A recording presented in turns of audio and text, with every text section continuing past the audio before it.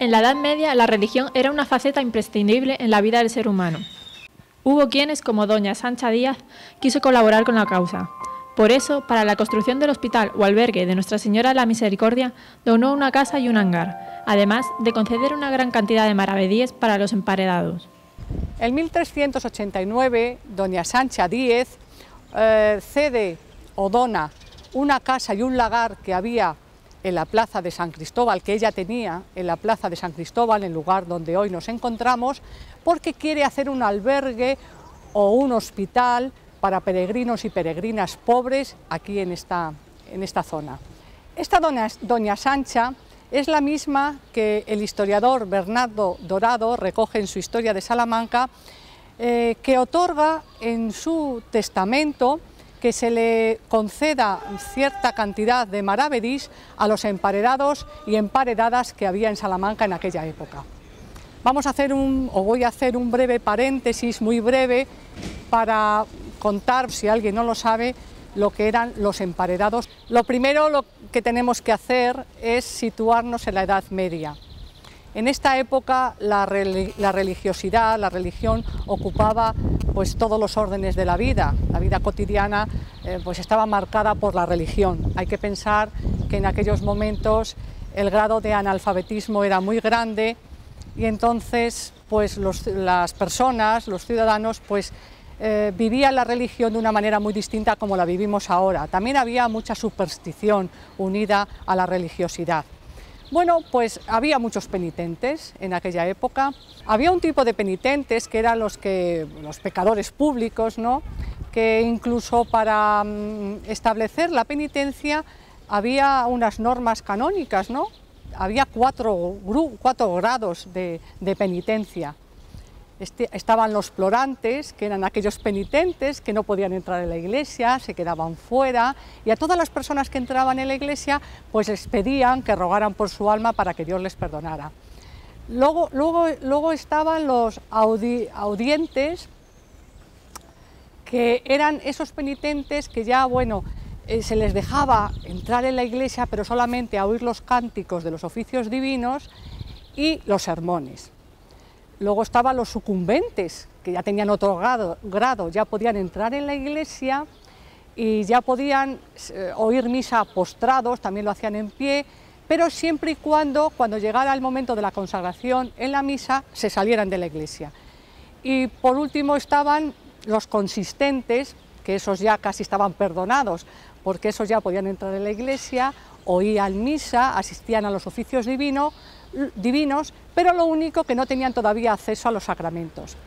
Y dentro ya del otro grupo de penitentes que había es los emparedados o emparedadas, que eran penitentes voluntarios, es decir, que ellos eran los que decidían de retirarse de la vida para meterse en una habitación, si se puede llamar habitación, porque la mitad de las veces en los sitios en los que se recluían no se podían llamar ni siquiera habitaciones, eran pequeños espacios.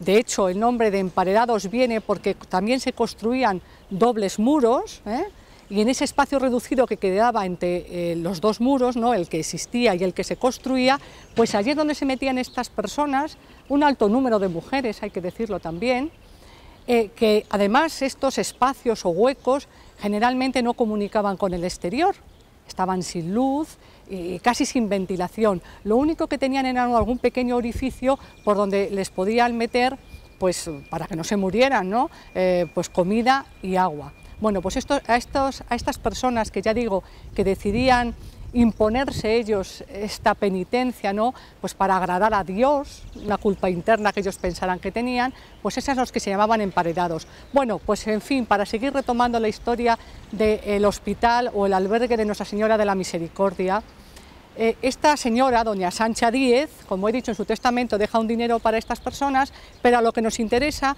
es que, como he dicho al principio, en 1389 ella dona esas posesiones para que aquí se construya el albergue u hospital de Nuestra Señora de la Misericordia. La cofradía de Nuestra Señora de la Misericordia era la encargada del cuidado y de la manutención del hospital, pero también cumplía con una primordial labor: acompañar a los reos hasta su lugar de ejecución, para después organizar el velatorio y entierro en la ermita del albergue del mismo nombre. Bueno, pues aquí un hecho muy importante de este hospital es que se instala la cofradía que acompañaba a los reos pues unos días antes a cuando iban a ser ejecutados. Pasaban con ellos aquí unos cuantos días, como he dicho, y también tenían la obligación de acompañarlos hasta el lugar donde los iban a ejecutar. Generalmente el lugar era la Plaza Mayor, cuando estaba construida la Plaza Mayor, y cuando no estaba construida, pues era la Plaza de San Martín. Allí esta cofradía montaba un altar con la imagen de Nuestra Señora de la Misericordia para que el reo lo último que viera cuando cuando iba a morir fuera la imagen de la Virgen y le pidiera perdón. Esta cofradía, después de ejecutado el reo, pues también tenían la obligación de traerlos otra vez aquí a la ermita del hospital. Ahí se les velaba, estaban toda la noche velándole, acompañándolos de rezos, y luego, posteriormente, se les daba enterramiento en el pequeño cementerio. La vida del hospital y albergue de Nuestra Señora de la Misericordia termina cuando termina la vida de otros hospitales salmantinos, que es en el momento en el que el rey Felipe II, por real cédula, pues hace una organización de todos los hospitales, porque como dijimos en su día cuando hablamos de los hospitales de Santa Margarita y los santos San Cosme y San Damián, los santos mártires, pues las rentas de los hospitales ya empezaban a escasear y la verdad es que pues no podían subsistir, no se podía pues mantener a los enfermos.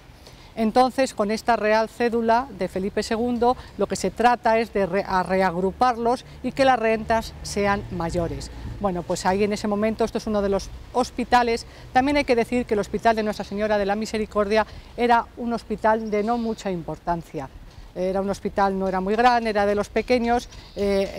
Cuando se produce el hecho de su fundación se habla de 6 camas. Luego posiblemente, como los donativos irían aumentando, seguramente se amplió el número de camas, pero en fin, ya se puede ver que no era muy grande el hospital. Y así llegamos hasta el siglo XX, que se produce también un hecho curioso y que es interesante para nuestra historia.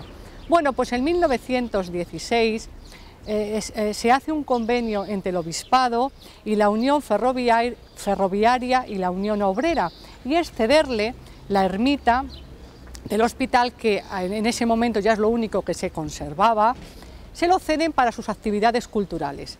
Y es en ese momento cuando la espadaña que estaba encima de la puerta churrigueresca que se le adjudica al arquitecto García de Quiñones, esa famosa espadaña que estaba encima de esa puerta, pues se traslada a la iglesia vieja de Pizarrales, que se estaba terminando en esos momentos.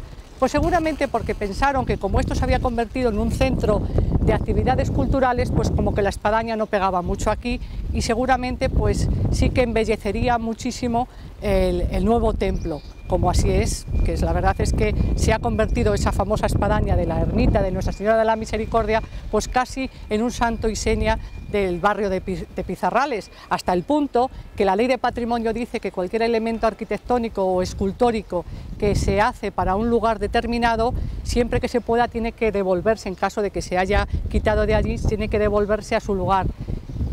Desde Ciudadanos por la Defensa del Patrimonio hemos hecho varios escritos para que se trajera otra vez la espadaña a su lugar de origen, pero parece ser muy difícil. Se podía hacer, digo yo, pues a lo mejor una copia de la espadaña para la iglesia vieja de Pizarrales y que se volviera a restituir la espadaña al lugar que le corresponde. Bueno, también otro dato curioso, por seguir con la historia de la ermita o hospital de Nuestra Señora de la Misericordia, es que en los años 20 pues se instalan aquí donde estamos, en la parroquia de San Cristóbal, que por dar unos pequeños datos también de la parroquia, es una de las parroquias que se erigen en la repoblación de Salamanca en 1145 y a instancias de la Orden Militar del Hospital de Jerusalén. Hay que decir que a las órdenes militares le debe mucho la medicina salmantina, por decirlo así, porque esta orden militar, estos hospitalarios de Jerusalén, pues una de las labores que tenían encomendadas era llevar los hospitales en Jerusalén. Cuando se instalan por otros lugares de Europa y de España también, y aquí en nuestra propia ciudad, en Salamanca, pues a ellos les preocupaba mucho efectivamente eso, los hospitales. Por lo cual también, aunque no tengan que ver nada para la historia del hospital, pero sí que es curioso el dato de que esta iglesia pues está fundada por esta orden militar hospitalaria de Jerusalén. Ante la excesiva cantidad de hospitales salmantinos, tuvo que cerrar por orden de Felipe II. En el olvido permaneció hasta que a principios del siglo XX se convirtió en el centro cultural de la Unión Ferroviaria y Obrera, aunque la guadaña correspondiente a la fachada de la ermita se trasladó a la iglesia de Pizarrales. Pues en la parroquia de San Cristóbal se instala en los años 20 el colegio de San José. Era un colegio para niños que estaba regido por don Antonio Blázquez Madrid, que era párroco de la iglesia de San Julián y Santa Basilisa. Se instala el colegio, como he dicho, dentro de la propia iglesia y se divide pues con pequeños tabiques de madera todo lo que es la iglesia por distintos grados. Había 4 grados que, ya digo, estaban instalados allí en San Cristóbal. Y don Antonio Blázquez Madrid, que no solamente se preocupaba de que los muchachos que vinieran a su colegio pues aprendieran las 4 reglas para defenderse en la vida, también les importaba el crecimiento de esas personas como personas. Entonces, en aquellos momentos en que ya el cine empieza a ser, como hemos dicho también en otras ocasiones, un espectáculo de masas, todo el mundo iba al cine, grandes y chicos, ricos y pobres, todos iban al cine, pues no se le ocurre otra cosa a don Antonio que montar un cine en nuestra ermita de la Misericordia. Aquí se instala un cine que hacía las delicias no solamente de los niños del colegio, sino también de todos los vecinos, porque la entrada al cine, previo pago de una pequeña cantidad, pues era pública, se podía venir. Yo he tenido la suerte, porque creo que esto es una cosa muy curiosa de nuestra historia, de nuestra ciudad, que también es historia de nuestra ciudad. Yo digo que he tenido la suerte de haber asistido a alguna proyección cinematográfica en el Cine San José, y la verdad es que se podría escribir un libro de tantas anécdotas como hay. Yo recuerdo que siempre se cortaba la película en lo más interesante, cuando el protagonista cogía en sus brazos a la chica y la iba a besar, pues en ese momento no sabíamos qué pasaba, pero siempre se cortaba la película. Bueno, el alboroto era general, los pitidos de los chavales, el pataleo. Algunas veces hasta se cortaba la proyección y don Antonio se ponía en mitad del pasillo. Era un cura que vestía siempre, claro, en aquella época siempre con sotana, y además era un cura bastante alto, que la verdad es que imponía. Cuando él aparecía, que se cortaba, se encendía la luz y se ponía en mitad del pasillo, pues la verdad es que el silencio era general. Y ahí don Antonio nos decía que es que las películas, que no nos creyéramos que eso estaba hecho con intención, que es que las películas las pegaban con moco de pavo. Esto es lo que nos decía don Antonio, y claro, en aquellas edades pues no lo creíamos. Lo que pasa es que cuando salíamos decíamos que ya era casualidad que siempre cuando el protagonista, el bueno, cogía a la chica en sus brazos y todos esperábamos el anhelado beso, pues ahí nos quedábamos sin beso. Pero bueno, nos quedábamos sin beso, pero había cine. Y bueno, actualmente pues la ermita de Nuestra Señora de la Misericordia, que sigue siendo propiedad del obispado salmantino, pues está en un estado, diría yo, que lamentable. Toda la historia que yo he contado hoy, sobre todo, ha ido enfocada para hacer un llamamiento a la ciudad de Salamanca, porque yo creo que estos restos que han aguantado los siglos y han llegado hasta el año 2012, bien merece pues un futuro mejor que el que tienen. A ver, no digo que lo que alberga ahora mismo, que es una empresa, es una imprenta, no digo yo, por favor, todo lo contrario. Creo que de los oficios más nobles que hay son los de la imprenta, pero entiendo que no es el lugar adecuado para una instalación de este tipo. Deberíamos, la ciudad de Salamanca, los ciudadanos de Salamanca, recuperar esta ermita como aula cultural, porque no solamente alberga este negocio, como acabo de decir, sino que su estado físico, el estado de la iglesia, es lamentable. Ahora mismo podemos ver que tiene un tejado de uralita, que encima la uralita está prohibida por ordenanza europea. no sé qué están esperando para quitarlo. En fin, que desde aquí lo que quiero decir, aparte de este pequeño recuerdo a Nuestra Señora de la Misericordia, al albergue u hospital de Nuestra Señora de la Misericordia, como he dicho, que recuperemos esta ermita para la ciudad de Salamanca.